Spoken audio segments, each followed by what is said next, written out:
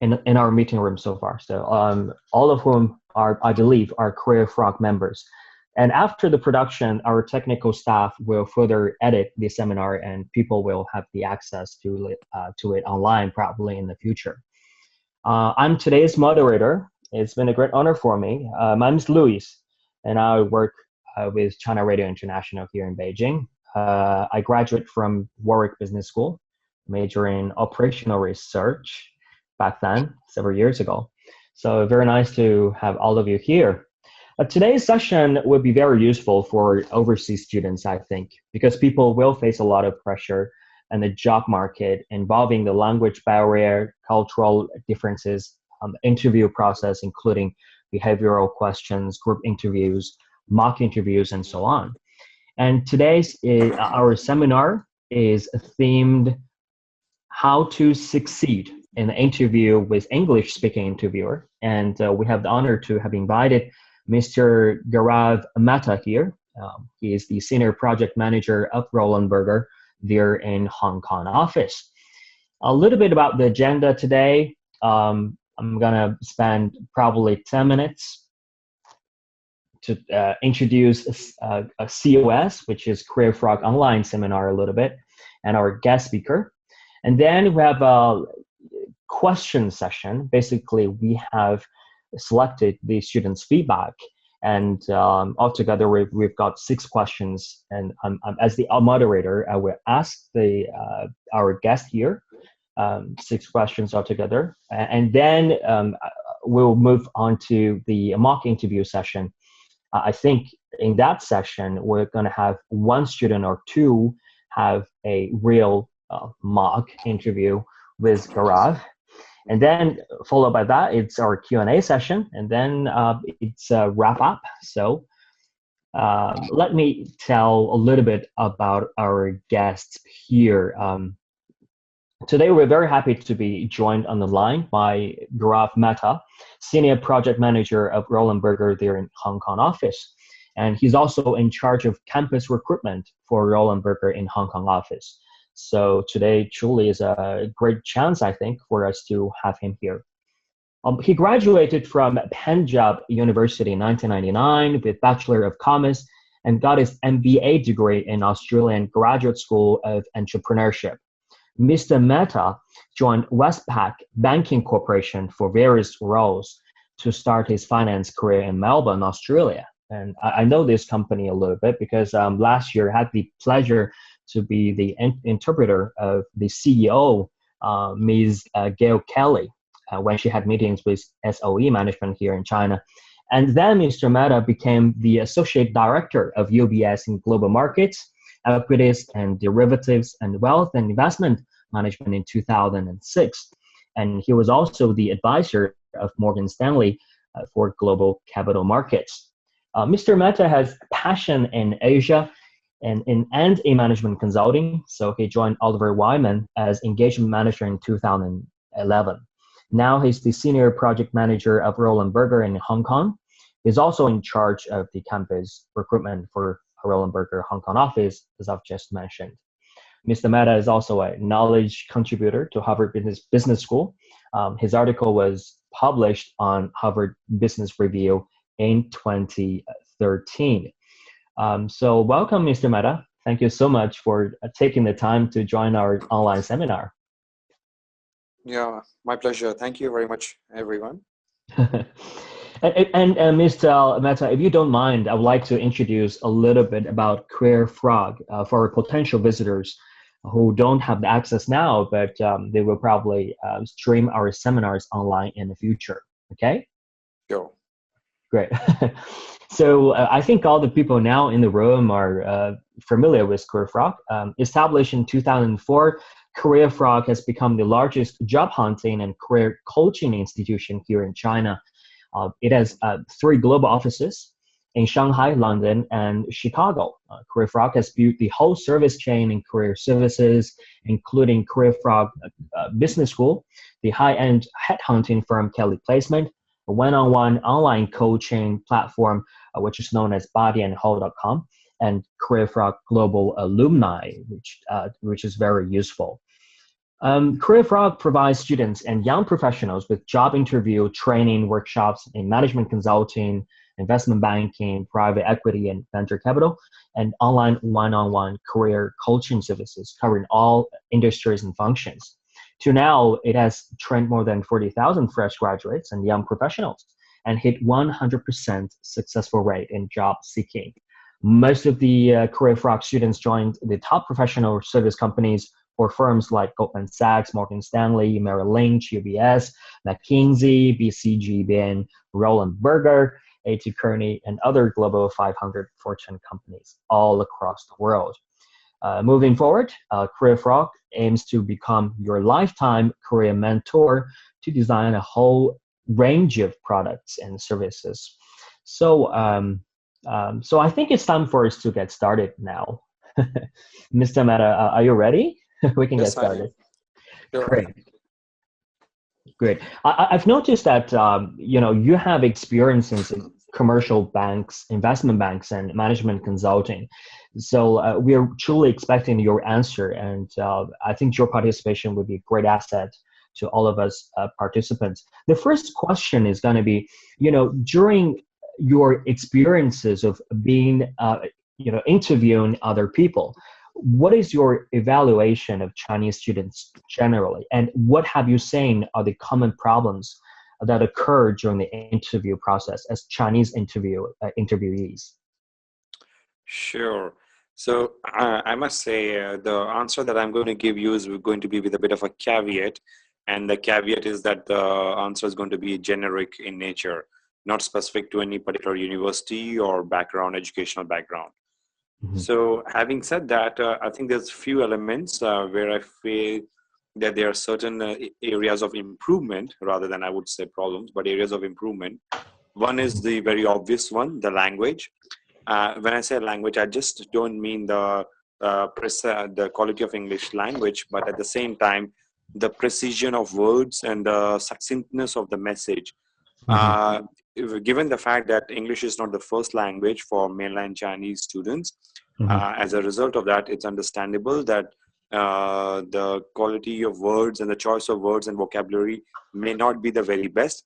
Having said that, one can still speak in simple English language, but deliver the message in a concise and succinct manner.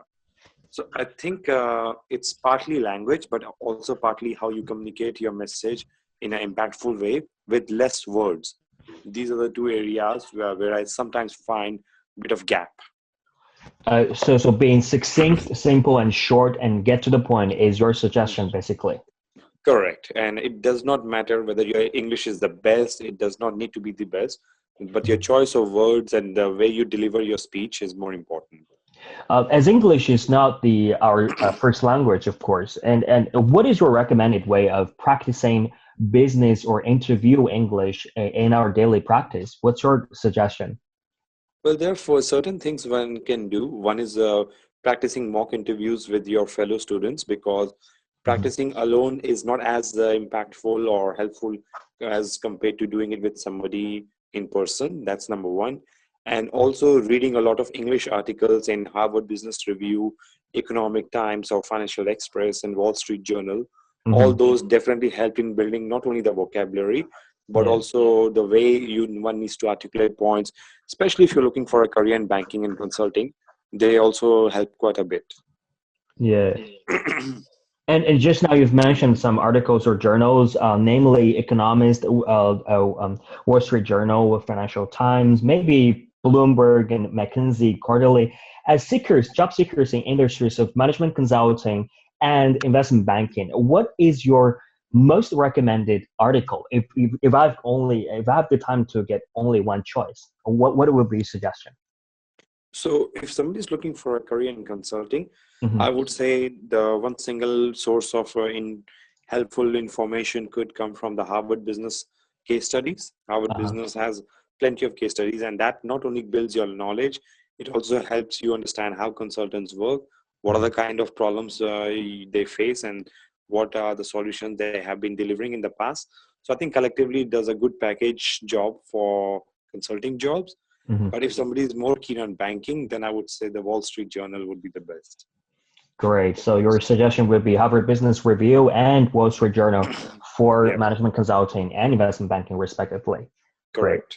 Great. And apart from what I've just said just now, you said the use of the proper use of language and precision of vocabulary that Chinese people use.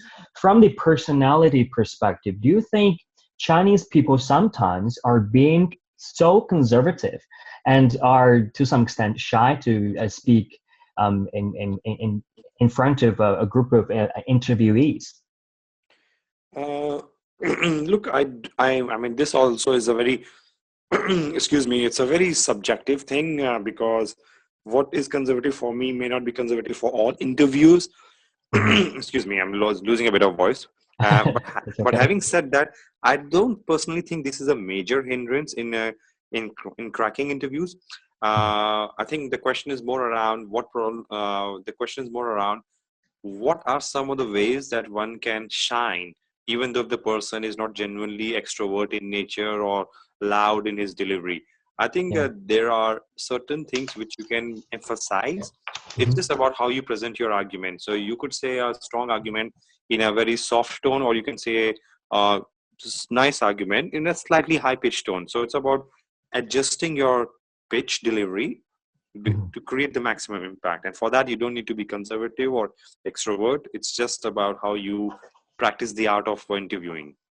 Great. And speaking of the interview process, as you just mentioned, given that language barrier truly exists, and how can Chinese people stand out or differentiate themselves with other people, whole lot of other people in group interview? As currently a lot of companies have assessment center, Yep. and for some of the companies, group interview is the thing that a lot of people, particularly Chinese people, feel very fearful of. What's your recommended way of for us interviewees to have daily practice, maybe? Okay, so for this answer, let me break it into two parts. One Mm-hmm. is the general way of how can somebody excel in a group interview, and then Mm-hmm. the second part I would answer is what kind of edge Chinese students specifically can bring. Mm-hmm. So I think the first one is more generic in nature, which applies to every student, Mm-hmm. and that is that one needs to really listen well on what's happening in a group session. The main objective of doing a group interview is how you collaborate in a diverse team setting, meaning are you able to work with different diversity of skill set, different age group, different education background, people with very different attitudes and characteristics and personalities. So that is one dimension that you get assessed on, and the second dimension that you get assessed on is how valuable contribution do you make in that group. So it's not always about the person who's the loudest is the one that who scores the most in those interviews. It's about how you can contribute and build consensus of other people's discussion points or arguments. So it's always about making a contribution and then exiting, and then making a contribution and exiting, and making sure that you're visible when you make your contribution. So it's about that particular, it's an art, it's not so much a science when you do group interviews. Having said that, I think it's also about listening very carefully what others are saying, Mm-hmm. because no argument is usually right or wrong. It's all about how you calibrate it together to form a large big picture opinion. So never lose sight of the big picture of the key question in place, but at the same time listen carefully on the details of what others are saying, so that you can package it and rebuild it into your own argument. So So those are, I just think, Mhm. yeah, go ahead. Go ahead. Sorry, go ahead. Sorry. No, I was just basically wrapping up. So basically, there's no other way. It's about contributing selectively and Uh, at the right touch points in argument. Great, great. Just now, you've mentioned a very good point, which is a keyword in group interview contribution. So, how do you quantify the word contribution? What sort of people are you looking for in the group discussion, in the group interview? We are looking for people who are good listeners. We are looking for people who are able to build up argument on the basis of collective inputs from other people that they have heard around the table. So Mhm. people who are genuine leaders or demonstrate leadership by building consensus around the table, which means that you pick the good points of what people have said and then package it into your own point, not like you're stealing someone's idea, but you build up on their ideas and say, look, I understand my colleague said XYZ, and on top of that I would like to add via AZB, and then collectively I believe this is the right way to go about it. So people then notice that, not only you recognize other people's valuable contribution, and then you leverage that to make up a stronger case altogether. Great. And just like you also mentioned that I really have one follow-up question on this. You said don't be the loudspeaker, but sometimes, when we participate in a group discussion, there are usually one or two very loud speakers. I really don't hate those sort of people who are very interrupting and disturbing. So how to avoid this sort of situation? If I really meet the guys I don't like and they're very loud speaker and basically with no sense. Look, so you don't need to avoid them because they will be marked low anyway. Because if it's a smart interviewer panel, they will definitely see that through that they are a hindrance to the overall group. But having said that, what you can do positively is, if you have a strong point, or if you think that the person's point is actually weak and they're just making it loud, what you can definitely do is you can always barge in. And this is the time you need to take some leadership and action. What you say Right. is, look, I heard you, but let me also present my point. And by saying that, you force your input into the discussion. So basically, you're looking for good demonstrators and leaders, right? Yes, that's right. Great. Let's move on to the next question a little bit. As a radio person, I know, sometimes having the phone interview is not really a good option because of the phone quality. Sometimes it's not very good. It's very blurred, and and it's also very embarrassing to ask the interviewer twice the question. So how to handle the phone interview? Right. Look, if there's a real technology problem, I would say, reschedule it. Don't do an interview if technology is really not helping you out. That's point number one. If the technology is fine, and if you haven't heard the question well, it's always better to ask the question to be repeated maybe 2 or 3 times, maximum three, Mm-hmm. because there's no point answering a wrong question, and that is really totally taking you off track, and that's the end of your interview anyway. So if you haven't listened or understood the question, nothing wrong with asking 2 or 3 times, max three. That's the rule. After third time, if you haven't understood the question, then the real issue is it because the voice wasn't clear, or the interviewer's accent is not clear, or you genuinely don't know how to answer the question and you haven't understood it well. And obviously the first two are more technology problem and person accent problem. Mm-hmm. And technology one, of course, reschedule. If it's accent problem, then you have to be polite and say, look, I'm really not able to understand you. Probably it's because of the technology. So just don't blame the person, say it on the technology and say, why don't we reschedule it when I can be at a landline? We can speak from landline to landline, as in fixed line to fixed line, things like that. So there are polite ways to, reschedule it. And the last one is, if you haven't understood the question because you don't know how to solve it, Mm-hmm. then it's a question of taking a step back. And, there's nothing wrong in telling the interviewer, can I take a couple of minutes to structure my thoughts, rather than rushing into answering something quickly. Great, great. And in answering all the questions by phone, what sort of answers are you expecting? Still the short and succinct answers from the interviewees? Usually, yes, because I most of the phone interviews are about personality fit, your skills, your strengths and weaknesses. Why do you want to do this role? Your motivation for their company, and so forth. These are the traditional questions. Sometimes you might get some behavioral interviews where they ask for a situation and your impact in that situation. So you have to tell a story around what you did, what was the outcome, what did you learn, and so forth. Those take a bit longer to answer.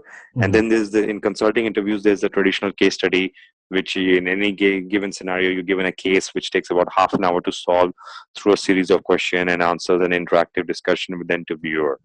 But generally Great. speaking, yes, you're right. The objective is to answer something in 30 to 45 seconds.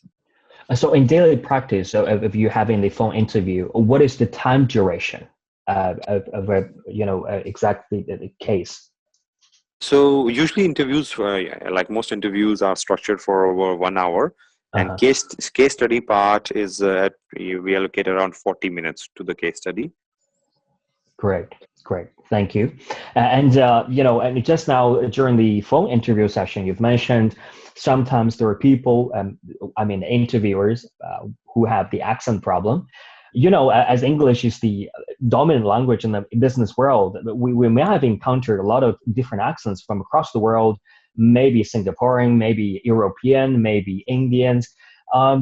Sometimes these people, because for us, it's a little bit difficult for us to understand them quite well. So how could we deal with this sort of situation? Just now you've mentioned one point. And any other suggestions? Yeah, sure. Basically, if you talk about any top-notch global corporate company or a top-tier investment bank or a top-tier strategy consulting firm, I doubt this would be an issue, mainly because the interviewers are trained to be transversal and deal with different kind of students or applicants from all over the world. Because not everyone gets the chance to interview. So there are certain people who are groomed and trained.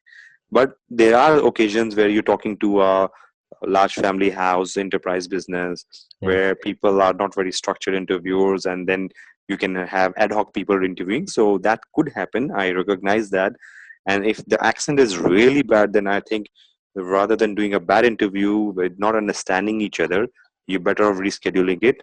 And you can always blame, look, something is wrong with the network today. I think I know it's not the best answer, but it's the smart way to get out of the problem. Great. Thank you very much for suggestion. Now let's move on to the case studies. I think a lot of people in the room currently are preparing for case studies in the potential future management consulting interviews. So, I'm pondering that there's so many aspects of management consulting, right? So it could be a market entry, pricing, mergers and acquisition, revenue problems, covers so many different areas that people has to be aware of and maybe have to be very familiarized of. So how could those people get prepared? Okay, so I want to make one correction to the statement you made, which is you don't need to know any business industry or functional topic in a case study interview. And I say that because I have done interviews for all levels, right from interns through to senior consultant. The idea is we never look for testing people on what they know about a particular sector or an industry or a functional domain. All case studies interviews are designed to look at how do you think through a problem, how good are you in structuring your analysis or framework for analysis, and how good are you in able to communicate your points. So that's the whole crux of what a case study interview is designed for. Can you handle ambiguity? Can you structure your thoughts? And then can you engage with the interviewer smartly to ask the right questions to solve the case jointly through? So this is what it is assessed for. So coming back to your main point, yes, there are different types of cases. It could be a revenue case, growth strategy, cost restructuring, profitability solving, and so forth. There you can pick that, and I'll apply this to any industry from transportation to consumer goods to financial services and so forth. Industry setting is just given so to see if the candidate can be able to structure, organize his thoughts or her thoughts regardless of the industry we mentioned. That's just to make sure that there is some real case environment simulation, but beyond that there's no reason for you to know any particular details about that sector. So it's not about answering the exact number. It's really about smartly answering those questions with proper use of framework and your business acumen. Right? Correct. Great. But as I've been preparing for a case study myself a little bit, not quite long. In terms of the preparation process, what is your recommended way of having, these daily routine of practicing your case studies with probably with a group of other people, or you do it, what sort of methodology will you use? Okay, I would always suggest to do live cases with people interactively, and do it on one-on-one basis so that the person can really understand and read you through and see your performance in the mock interviews improve through a series of cases. There's no right or wrong number, but I would say for your first case study interview, before that, one should practice about 5 to 7 cases, because it takes a bit of time and practice and to get a knack of cracking a case. Mhm. And there's a lot of case study material available on all these top universities like Columbia University. It on its own intranet, they have practice case studies.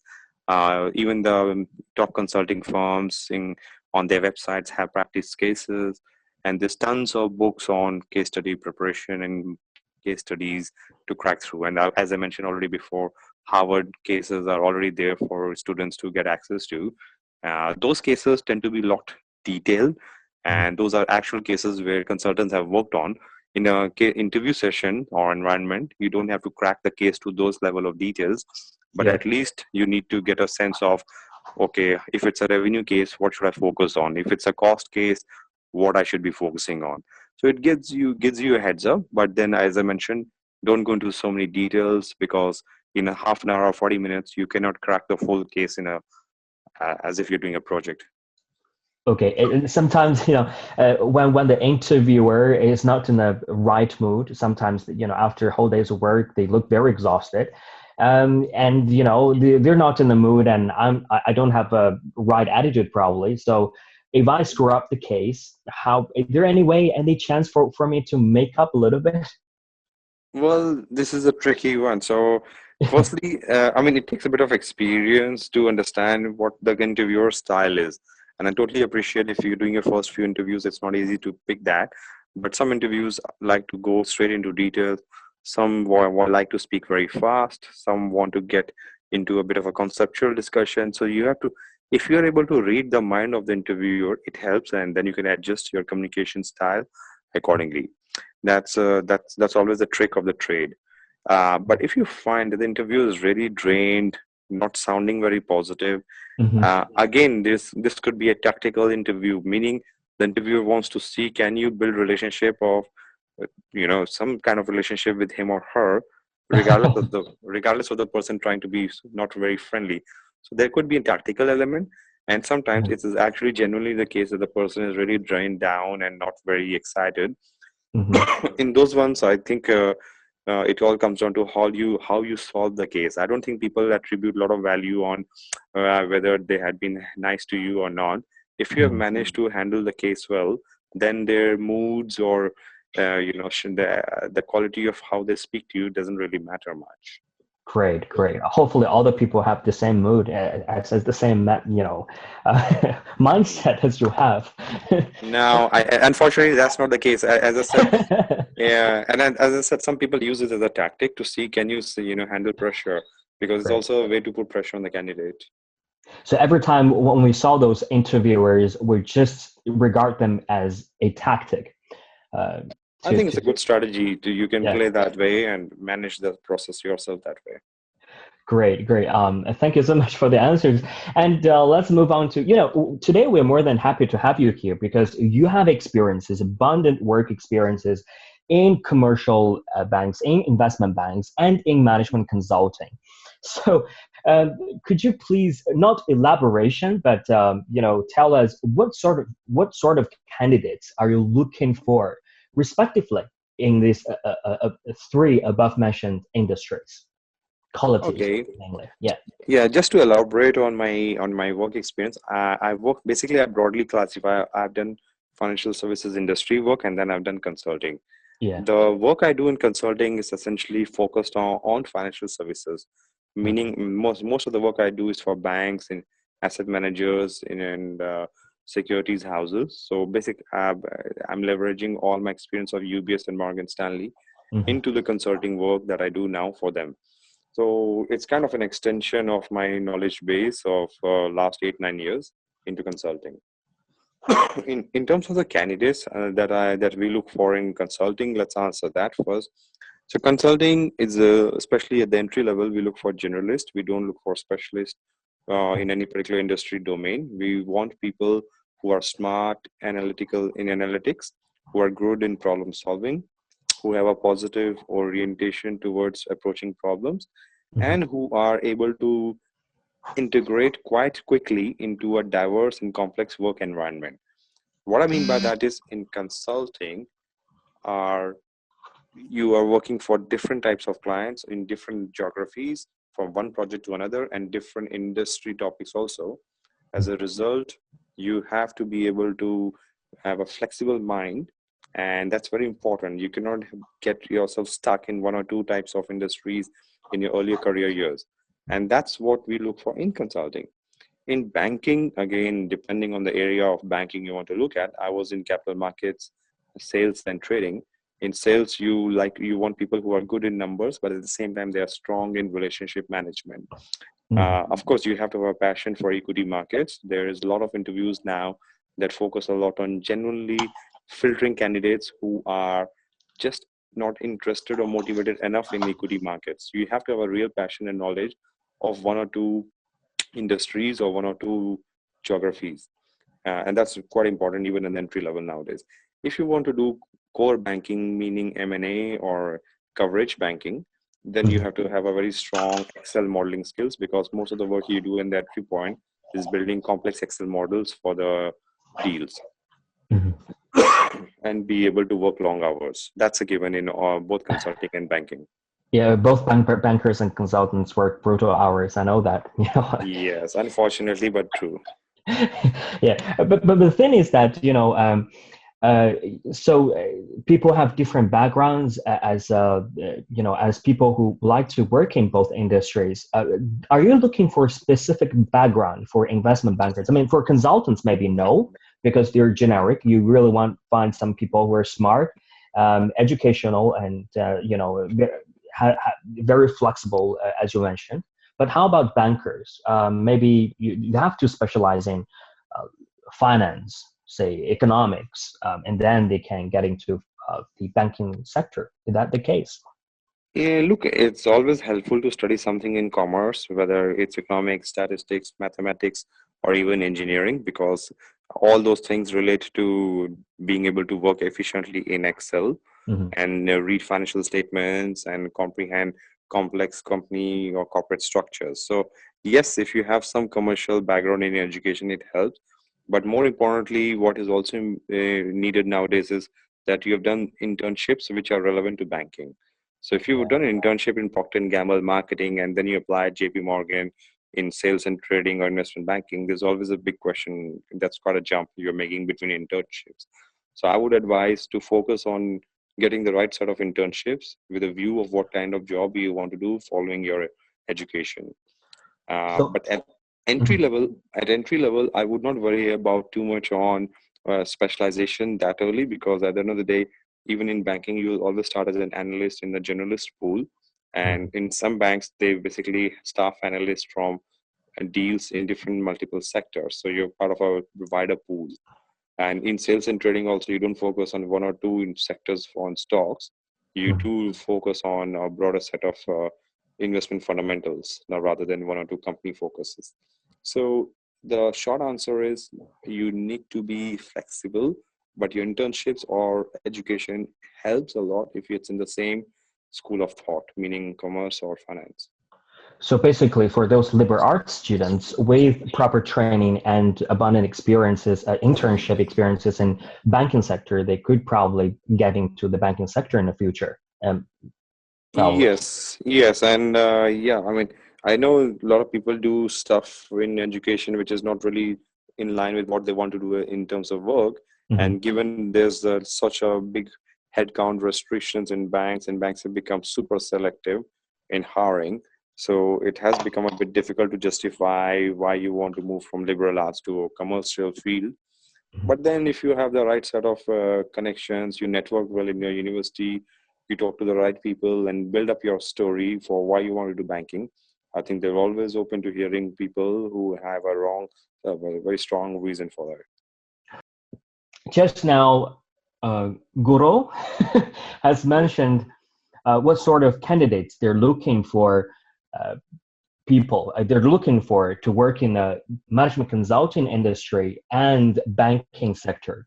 So as the senior manager of Roland Berger there in Hong Kong, specifically, what kind of candidates are Roland Berger looking for regarding the interview process? what's the difference between Roland Berger and other consulting firms, say BCG, Bay, and A.T. Kearney? Okay, so why don't I answer about what we look for? I won't be able to comment versus other firms because I haven't worked there, but my sense is we all do similar kind of work in terms of generalist strategy consulting. So the typical profiles would be similar, but let's focus on what we look for. So depending on the level again that we are hiring, let's focus on entry level because most of the students we're talking to are looking for the first break post university.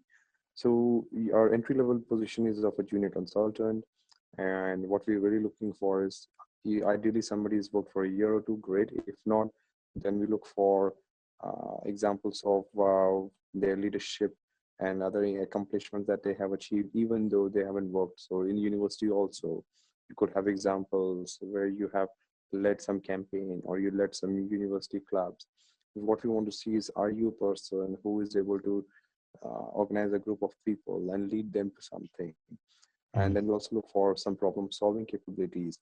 And it helps if you worked in a corporate before, and you could have worked in any kind of corporate. We don't look for any particular industry focus because in the generalist strategy consulting firms, the idea is not to hire any industry expertise at early on in the career. It's more about finding the right skill set around problem solving, analytics, and communication skills. Beyond that, it also helps if somebody has worked in some relevant internships. So we look for candidates who have done internship in consulting or banking or a top Fortune 500 corporate in a group strategy or internal finance area. So these are some of the professional and personal traits that we look for. In addition to that, consulting is a very global profession. So we look for people who have multilingual skills. So the good thing is that you guys already speak Chinese and English. And in addition, if you also speak, like, for example, Mandarin speakers can speak Cantonese and vice versa, that helps a lot as well.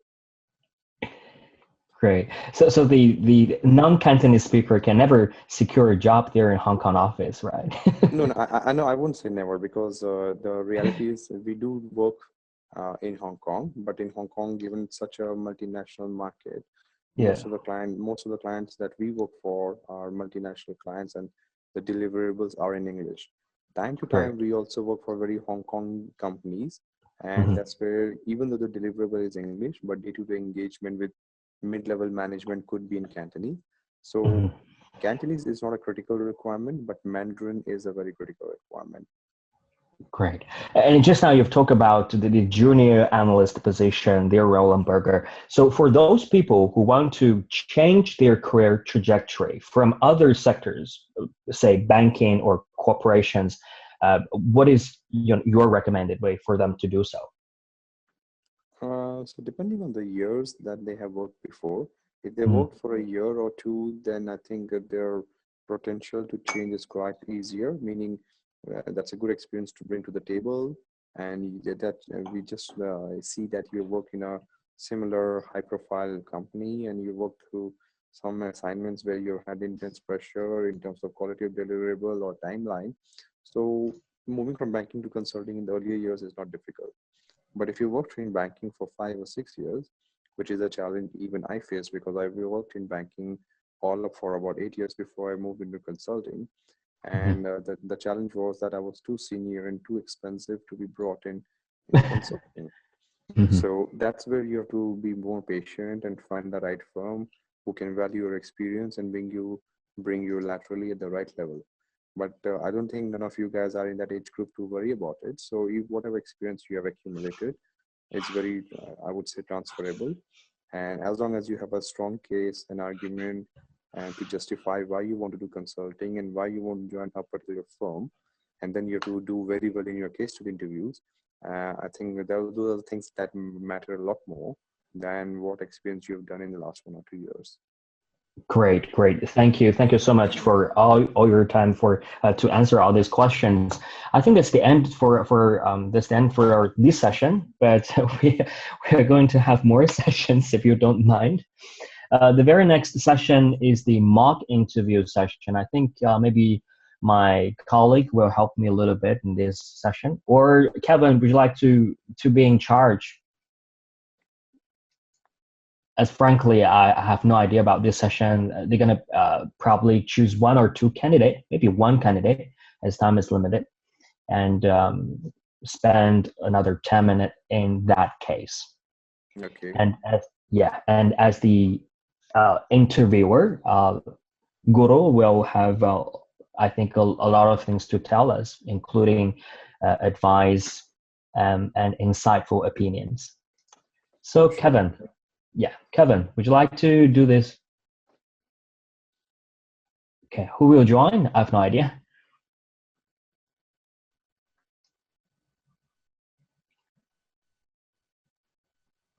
So who is the candidate?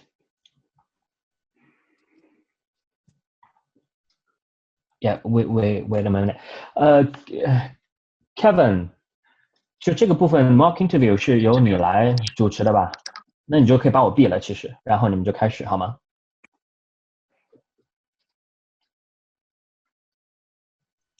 So Jerry will be the candidate, right?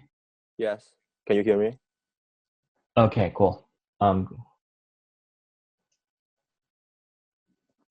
Jerry is online. Great. Okay. Opened.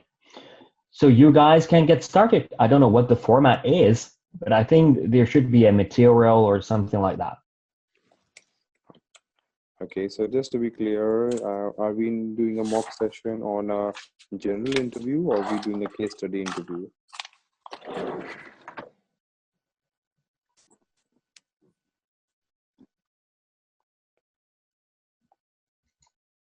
Hello? Hello, is it a case? I think it's a case interview rather than behavioral question. Actually, Kelly said general in the group chat. So I was also told it was going to be a behavioral interview. Oh, but okay. either case, they should be fine. Okay, cool. All right, so Jerry, let's get into it. So I'll keep it simple. I'll ask you some questions which are very typical, and you may face them in some form or the other in your forthcoming interviews. So the most important question I want to understand is, what do you think, tell me of a situation where you had created some impact based on your input. Can you talk me through the story? Where I have created some impact in my project. Okay, yeah, sure. Last summer, I was working for a low voltage electrical firm in the Asia Pacific sales side department. And at that time, they were having some problems with their client managing system because they were using some crude ways to manage their client info. And then the head of their department came to me. I was interning there, so basically I was basically doing all kinds of chores. And then they come to me and asked me to design up a system for that. So I went online to research about different ways to manage clients, and I found out that the easiest way is just to use an app. Here, I'm not doing sales here, but the app's name is called CamCard, and I can scan people's card and then import it into the iPhone, and then import into the laptop. So I also wrote up a manual for a general manual to guide people how to use that app, and then distributed that to all their overseas sales. And then it was actually helpful for them. And then from the feedback that they gave me, because they can integrate all their client info in one laptop and distribute it out. Okay. Does that make sense to you? Yeah, it does make sense to me. So I think that's a good story and background. And you can leverage this actually a lot more impactfully. So basically what you would want to say is you follow this principle of, in these kind of situation interviews where they ask for, tell me of a situation, data, blah, blah, blah. You follow this principle of STAR. STAR, I don't know if you already heard, but let me repeat. It's situation, task, action, result. So in very quick 10 or 15 seconds, you explain the situation. And then you say the task. So you could say, the situation was I was working in this company, and the challenge was we had to do a particular change or turnaround in the process. My task was I was given XYZ to accomplish in X amount of time or days or with that many people. The action, which is the most important part. So what I did was to solve this problem, I did A, B, and C. And finally, the outcome was it was a success. I was able to achieve the desired result or in less amount of time or lower cost or high efficiency. So something like that. But I like your story. I think example is very valid. It's very tangible. And it also explains that it also demonstrates rather that you did something which you recall quite well in terms of technicalities also. So my suggestion on this. Awesome, thank you. The other question which I always face is, which is not easy. It sounds like a very simple question, but it's very hard to answer. So let's get into it. So what are your top 3 strengths and what are your top 3 weaknesses? Top 3 strengths and top 3 weaknesses. So I think just out of the top of my head, the top 3 strengths that I have is first, intellectual curiosity. Second, my capability to work with different groups of people. And third one is to challenge myself and push myself out of comfort zone. Should I elaborate on these 3? Okay, so let me stop you there. So yes, ideally you have to give a strength and give an example of that strength to prove that you have that strength. So you always narrate a story similar to the behavioral interview, situation, task, action, result. And also the strengths that you mentioned should be really a personal strength. Well, intellectual curiosity is more a personality trait rather than a strength. So, think through deeply and, talk to your friends who know you quite well and ask them to tell you what they think your strengths are. And those have to be calibrated and, proven with some real work experience, either in university or in a job setting. Okay. And on the weakness one, yeah, could you tell me maybe one weakness of yours? Maybe not 3. Okay. So my weakness, should that also be strength, more like skill oriented rather than personality type? I would say yes. So my weakness would be that I may not be too familiar with financial side because my major is engineering. So when a lot of financial statements come, I may not be able to analyze those as well as other economic major students. Okay, well, this is a very honest answer, but if you're going for a banking interview, I would not mention this. Yeah. I'm going for consulting interviews, so. Yeah, what financial statements are equally important both ways. So I wouldn't say. Okay. I wouldn't Yeah, say that. Okay. no. So what you could say in weakness is you can always turn around a weakness question into a development opportunity questions. You say, look, my weakness is I have been experiencing a similar kind of work that I've done in my last 3 years, where I've worked in functional topics associated with growth strategies. And I have not been able to look at the other side of the spectrum, where I have looked at transforming companies from a restructuring point of view. And I think it takes a very different skill set for somebody who's doing growth versus restructuring. And that's a skill gap that I want to, cover on in the next couple of years. This could work in consulting, but in banking, I think you need to come with something which is more tangible and specific to financial services, perhaps. Okay. So I would say my weakness will be those things that I need to work on in the consulting industry rather than. Okay. So make it something which is a development area rather than a personality weakness, because once you say this is a personality weakness, I don't think people buy in the fact that people change their personalities that dramatically, that too in a short span of time. So if you turn it around into a skill gap, then everyone understands skill gap can be covered. Thank you. Okay. Maybe let's have one more last question. And what that would be, what is your working style? Do you like to work by yourself or do you like to work in a group? and explain the reasons why. Okay. I think short answer would be to work in groups, because I'm more because I like the way to interact with people, and I think for personality type, I'm an outgoing person, so I seek energy from my peers, and by discussion with my peers, I can deliver my passion to them, and then collectively we can get a bigger result, a better result from working on my own. And also, actually yesterday I was just working on my take-home exam with my other fellow friends, and this was an extremely hard class.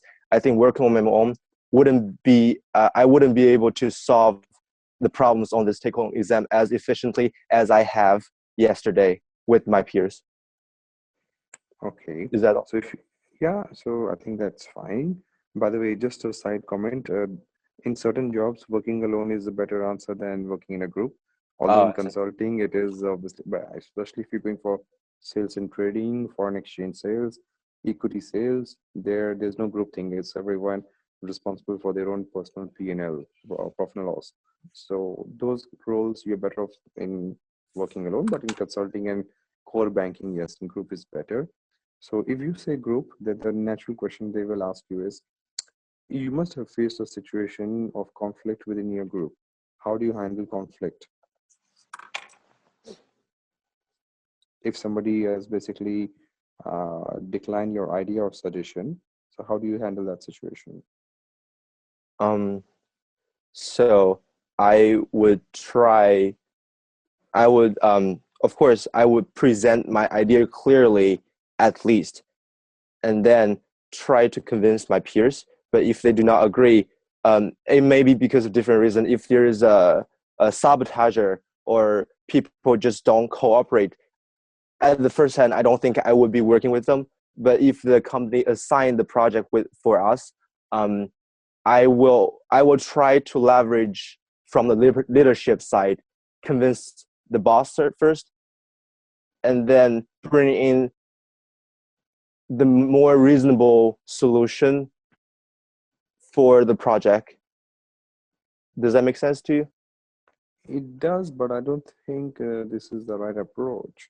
Because if your idea is being declined by your peer, then going to the boss almost looks like you are trying to escalate the issue and ignoring the person's views. So you don't want to do that. You want to solve the issue at the person level itself. That's the right answer. That's the right approach, not the answer. So now that you have a peer who's at the same level as you and says, no, I don't think we should do it like this, we should do like that. So how would you approach that situation?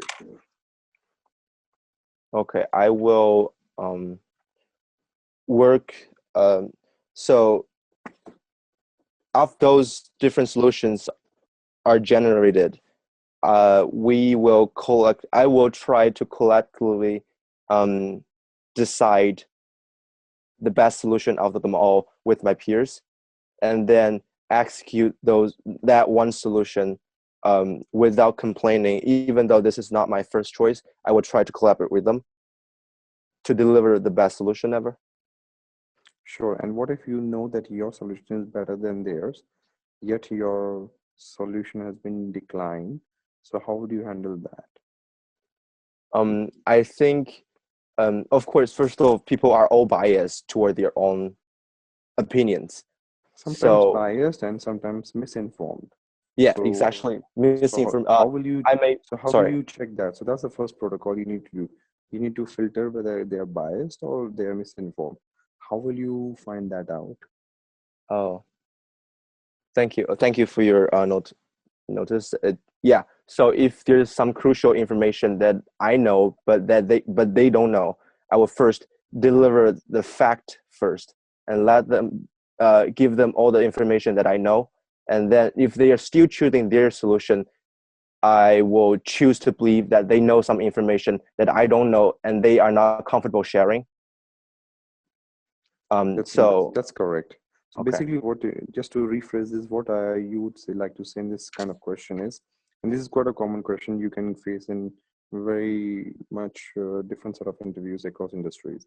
The way to approach this is, look, I would like to then understand why has my point been declined. So it's very important for me to first know what are the drivers or the reasons for it, so that either I can handle it or I can put together a solution behind it to work amicably with the person. So what you need to then do is you need to sit with the person and make sure that he or she is fully understood what your proposition is. And by what the way to do that is you ask them, okay, I understand you have declined my solution, but let me present you what I really want to do in a bit more granularity so that we are all on the same page and your understanding and mine is the same. And then you will discover whether the person has fully understood or not. If the person is obviously not fully understood, then it's an easier solution. They are on board once you explain them the whole details.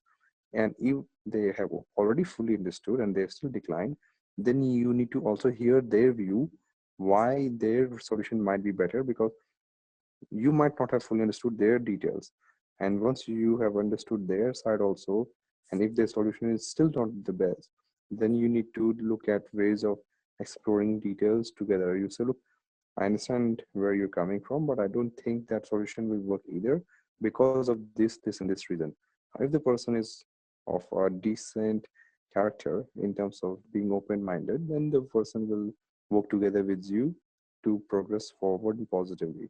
But if the person is biased in that category, that's the situation where you will discover that, and that's the time you need to then escalate to the senior and say, look, I already exhausted the options of talking through, but it does not come out, and the reason it does not come out is that the person seems to be pretty biased.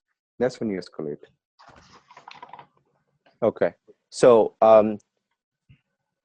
so in these two cases, one is misinformation, the other is biased. I would, in the misinformation part, I would try, I mean, in either case, I would just try to do the best of making the sensible solution, of delivering my solution and convincing. Correct. Okay. Great. Jerry, thank you very much. That's the time we have for this session, unfortunately. I think, personally speaking, I think you've done a very good job. I mean, so Guru, what's your perspective? What's your overall general evaluation of Jerry? Because just now you've given us a lot of detailed explanation and elaboration on how to answer each specific question. And now, what's your general evaluation? No, I think Jerry speaks. Jerry's very, speaks quite clearly. I think he's very articulating his points quite well, and also his demeanor comes across as professionally very mature. I don't know how old are you, Jerry, but you come across as somebody who's got a very strong, stable thinking mind. So overall, quite easy to have a dialogue and engage with. Okay, and just now you mentioned, there are different working styles, been working in group or working alone. But sometimes should we, in answering this question, should we must choose one, or can we choose both when answering the questions? As Crystal mentioned. Yeah. I'm not a very big fan of choosing both, because that's like let's always category of people who sit on the fence, and no one likes, at least I don't like people who sit on the fence. I like people to make a decision one way or the other. And I think in these kind of situations, you need to be totally honest about your personality, and your personality should align with the job you're applying for. If you're a person who likes to work alone and go hard at getting targets, then go for sales jobs. And those kind of people will like your personality, and vice versa. There's no point cloning your answer for a particular job when you actually are not like that. So answering "it depends" is not really a good answer, right? Yeah, there's no good or bad answer. It's about the type of job and how you are personally yourself. Okay, and just final thought, Jerry, you haven't introduced to us. Could you briefly introduce to us what your background is and what your major is? Yeah, sure. Briefly. Sure. So I'm currently a junior studying at Tufts University in Boston, Massachusetts. Electrical engineering major, minoring in entrepreneur leadership studies. And I have done various, I'm very actively involved in the IEEE, which is a pre-professional electrical engineering association. But in the past, I was in the varsity crew team of our school, and I'm also an active brother of Theta Chi fraternity. And I also done debate team before. And for internships, for last winter I was in I would say automobile control board manufacturer doing test interns, and last summer I was doing this sales engineer that I mentioned earlier. Great. Thank you. Thank you so much. I hopefully all of your best, all the best to your future endeavor. I think you'll make to be a very good engineer and maybe a consultant or maybe banker in the future. Thank you so much. And thank you. Good luck, Jerry. Thank you. Good luck. Okay. So one of our staffers could actually mute Jerry now. We don't need you for the time being. Cool. Let's move on to the very next session. After this session, I think a lot of people in this room have got a lot of ideas on how to answer behavioral questions. And also, we've collected some questions from the students. And maybe our staffer will let someone to ask the question in order to make the session very interactive, and Golo could also answer some of the questions. As we have to stop, unfortunately, our session on 11:30. So basically, there are 15 minutes to go. Okay, so who would like to be the volunteer to answer the very first question? As Golo, I've got the feedback already because we have all these questions, and I just want to make the, give opportunities to the volunteers here. Yeah, you could also type the question here. If you would like to ask, please type, and when Golo sees this question, he can answer you. Okay, maybe Golo, we can start from one of the questions I've got already.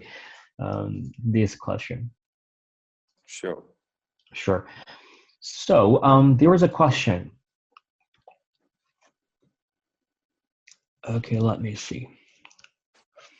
So probably maybe a little bit about a resume. So from your perspective, what is the okay resume from your perspective, and how can a person's CV and together with cover letter stand out in the screening process? Okay. So, I mean, there's nothing called okay CV. There's always good CV and bad CV. That's the way I see it.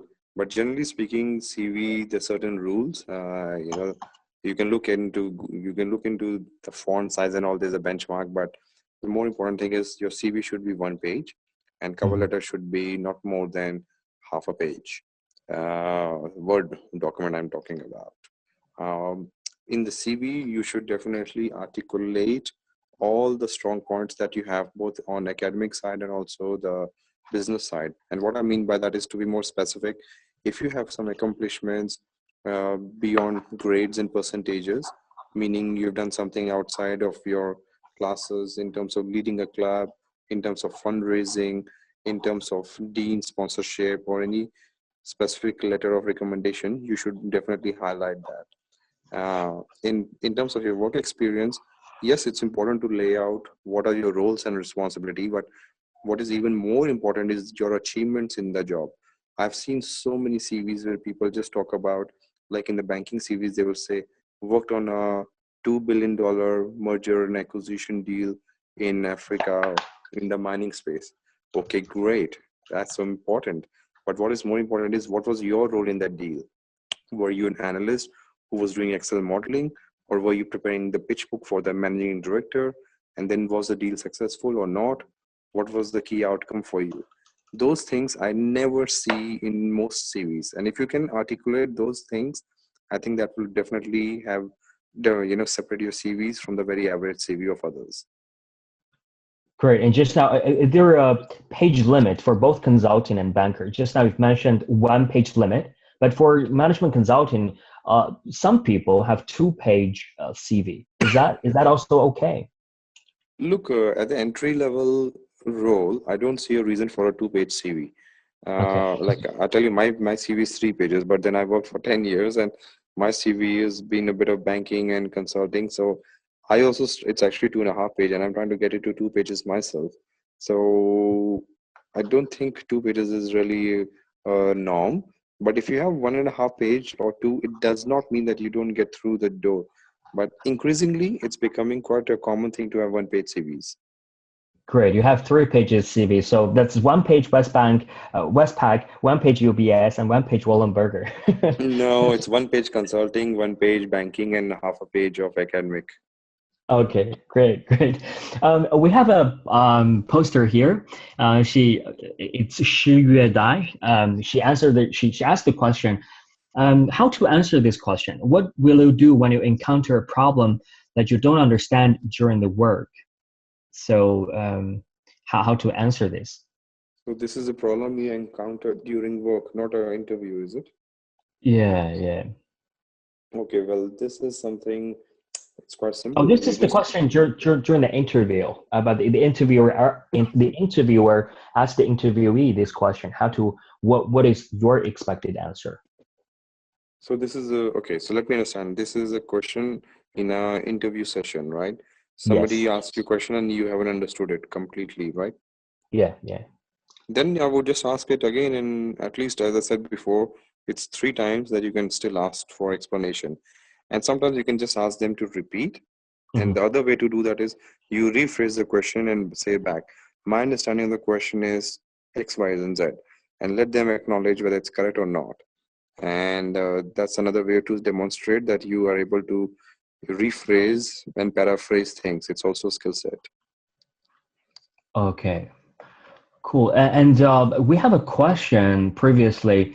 This person asked. Her name is Wang Yichang. She asked, "I'm studying translation and interpreting, and all of my experience are translation and interpreting related. So if I want to apply for business placement, business related position, how should I polish my CV?" It's also a CV related question. Okay, so my question back to the person would be, what has been their educational background? So that's important. Assuming they have done something in commerce, law, or engineering, then they should emphasize that one more than the work experience. Because to be honest, the work experience is less related to the job. But having said that, if the education supports it, then they can downplay the experience a bit and emphasize more on the educational side. Okay, cool. Now, we've also got another question. Truly don't understand what the question is, but it reads like this. A question from Ru Zheng. She asked, would better make the answers to be more outstanding and different with others? What does this mean? Could you understand that? So how do we make the answers more outstanding than others? It probably, yeah, I think this is what she meant. Well, I don't know if you can benchmark your answers with others because you would never know what they have done. But there's always this test of how good your answer is when you think your answer is structured in a nice way, and it has a clear logic or clarifies the logic to the interviewer of your thinking process. And if you do that and you say that in a nice tone and communicate it well, I think those three are hallmarks of a good way of answering. So it needs to be clear, concise, structured, logical, and right selection of words. Great. Okay. And this question is about Roland Berger specifically. What industries or fields does Roland Berger specialize in? This question is from Hu Pengxiang. He previously raised this question. Okay, so Roland Berger is a generalist strategy consulting firm. We don't specialize in one industry or the other. So we work across all industries in all geographies, or at least in 53 offices in 35 countries now. So in some countries, we are stronger in one industry or the other, but as a general thing, we are across industries. Okay, cool. I'm sorry to keep you answer all those questions, but I have to as the moderator.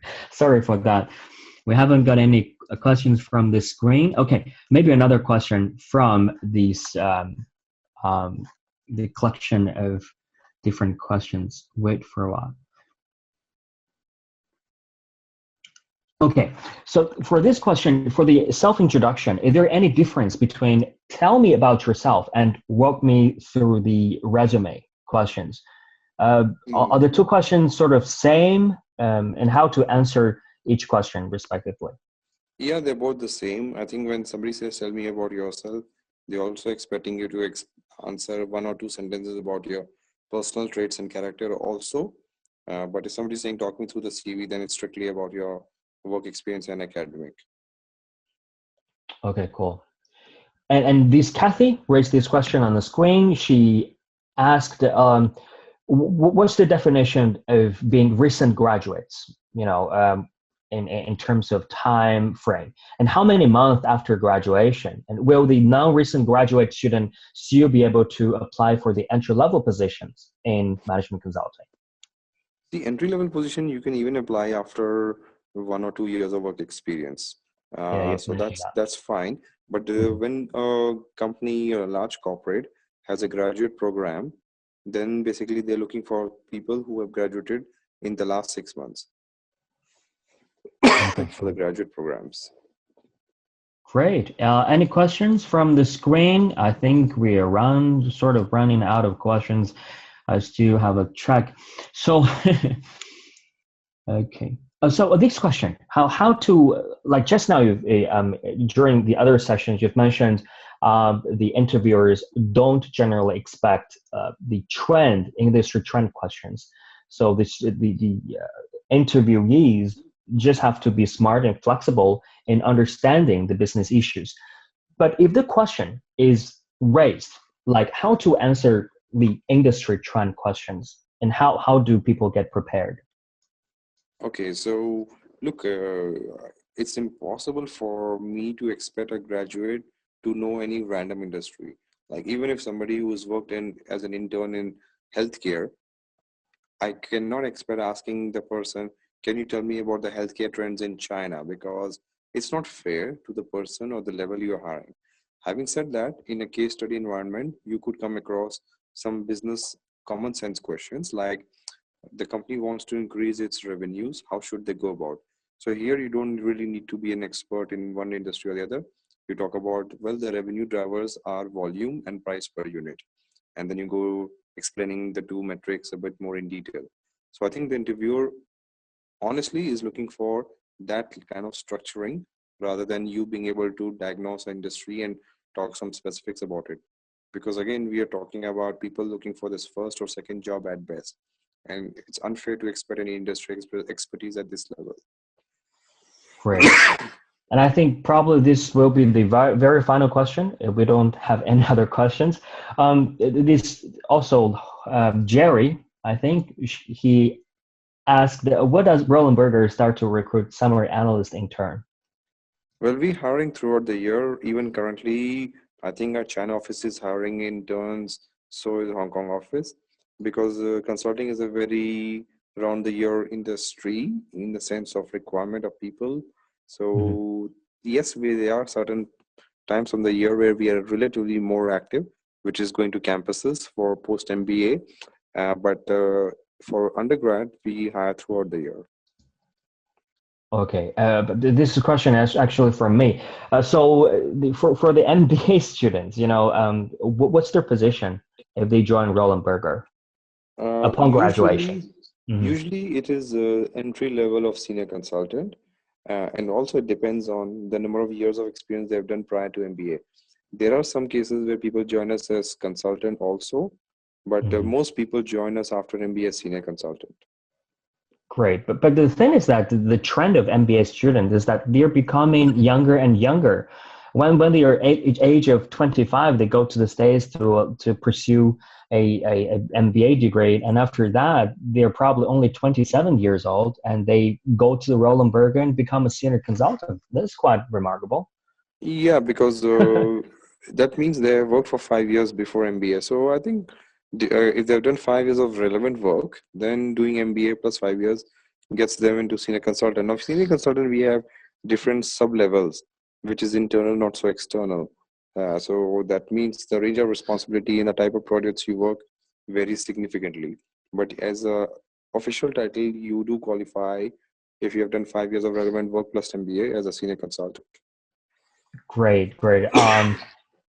Thank you. I hear that you've been coughing, so thank you. Yeah, I have a bit of a cough. Yeah, so take care of yourself. Thank you so much, Mr. Golo Mehta. Am I My pronouncing pleasure. right this time? No, it's fine. You're okay. Okay, thank you very much, Mr. Mehta. And I unfortunately, this is all the time we have today for this session of online seminar. As the wrap up conclusion, probably just one or two sentences or some keywords as the best wishes for all the people in this sitting room, in this conference room. What would you say, Golo? Okay, so I would say just a summary of what I said in the last 1 or so hours.